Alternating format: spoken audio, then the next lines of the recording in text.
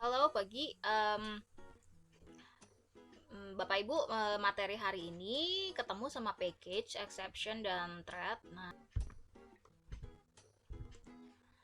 Nah, package itu dikenal hanya untuk bahasa pemrograman Java. Jadi intinya package itu seperti kontainer gitu. Jadi pengelompokan, pengkategorian agar program yang kita bikin itu rapi. Nah, intinya kayak gitu sih. Jadi inti dari package itu kayak sebuah bungkusan gitu yang di dalamnya ada kelas-kelas. Agar program yang kita buat itu jelas dan rapi. Sebenarnya itu tujuannya. Contoh, nah contohnya kalau kita mau bikin package, yaitu package example animal. Nah ini aturan mainnya kalau misalnya kita mendeklarasikan package-nya sebagai example dan animal, maka kita naruh filenya harus seperti ini. Jadi ada directory example, ada directory animal ya, kemudian ada kelas di dalamnya. Jadi pengelompokannya seperti ini. Jadi nanti bikinnya harus ada direktori ini, baru kelasnya. Maka kita bisa bilang kalau package-nya example dan animal.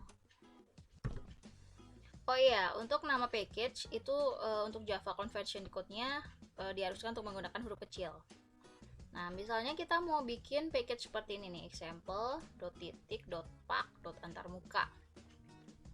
Nah, di dalamnya tuh bisa diisi interface, kelas abstrak, atau kelas biasa. Bisa di dalamnya. Nah, maka kalau udah seperti ini, kita bisa bikin,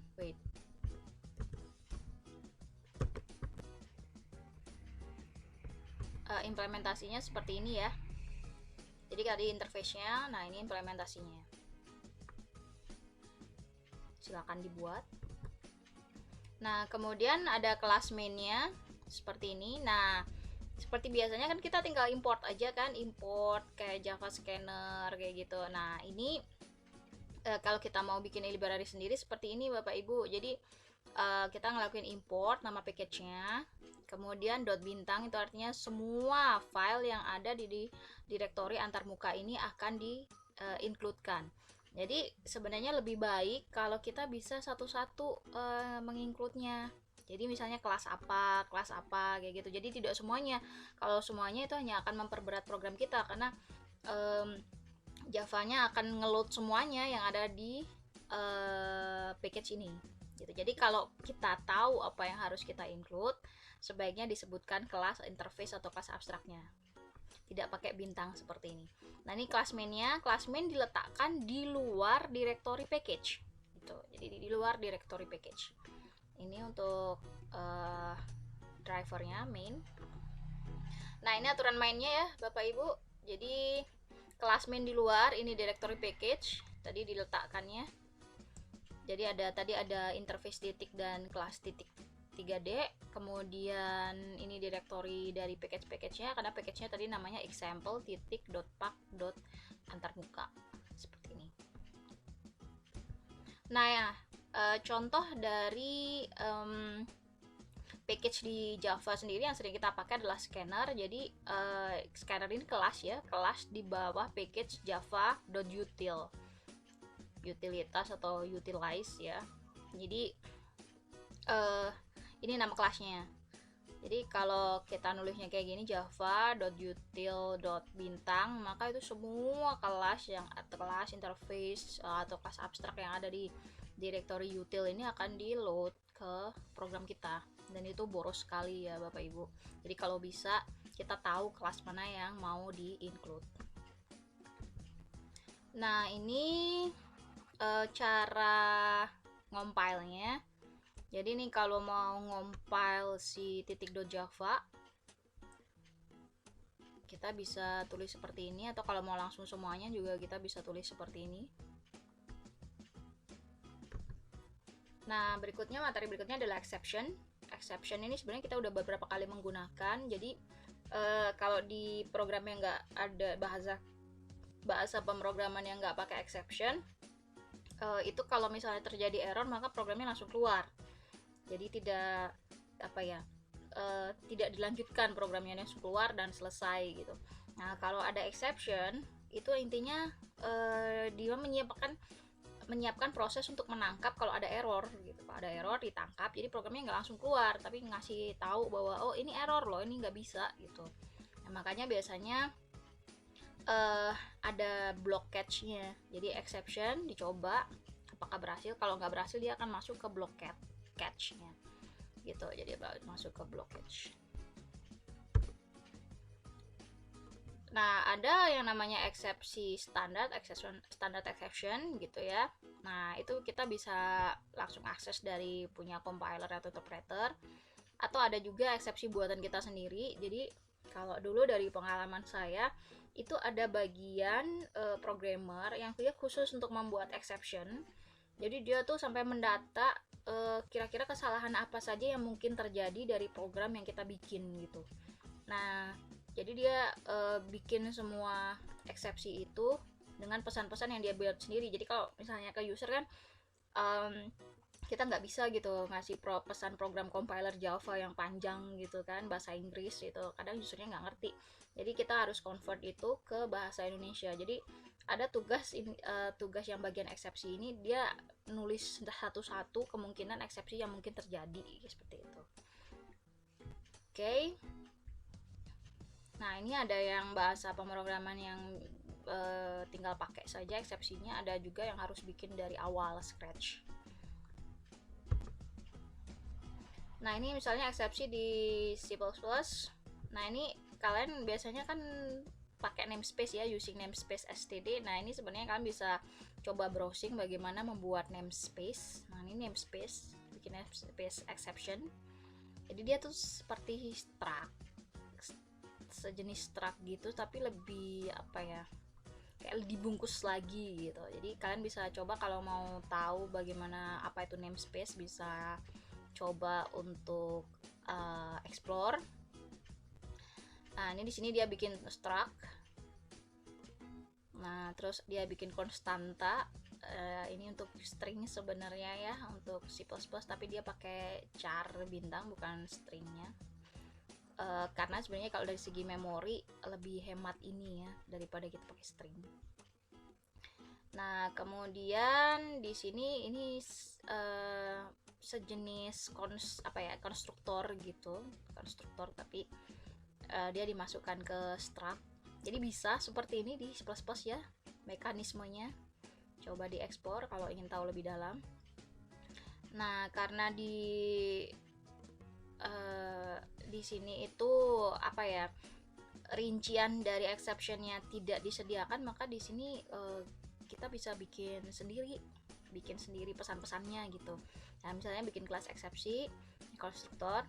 Nah, kemudian ini kalau terus standar ya pesannya kita bikin sendiri. Jadi ini ceritanya kalau kode yang diterima adalah minus, jadi nanti masukannya bisa minus, artinya terjadi kesalahan, maka akan dilemparkan eksepsi atau pesan ke usernya bahwa kodenya error kayak gitu.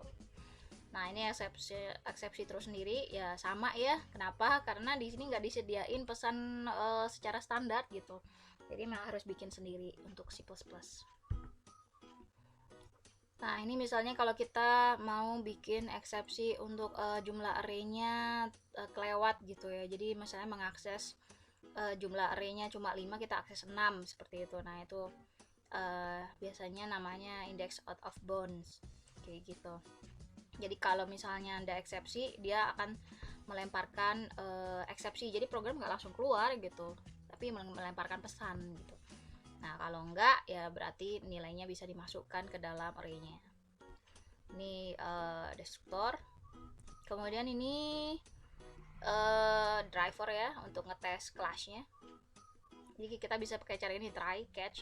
Jadi kalau try ini gagal, dia akan langsung pergi ke block catch untuk menampilkan pesannya. Jadi programnya nggak keluar, tapi tampil pesan gitu. Nah, ini di tes semua ya yang tadi sudah dibikin, intinya seperti itu. Nah, ini untuk di PHP sama di PHP harus bikin juga sendiri, nggak bisa terus standar ya, jadi kayak di C++ tadi. Silahkan dicoba, sama ini hanya beda bahasa. Nah ini kalau di Java, ini seperti ini. Nah ini yang terus standar, kita nggak perlu nulis pesannya karena ini pasti nanti menampilkan pesan yang dari Java-nya gitu. Nah ini kalau kita mau bikin sendiri, kita kasih pesannya. Nah ini main untuk ngecek, untuk ini apa namanya, ngetes. Jadi kalau di sini dimasukkan kode minus 1 artinya negatif kan, maka dia akan masuk ke sini.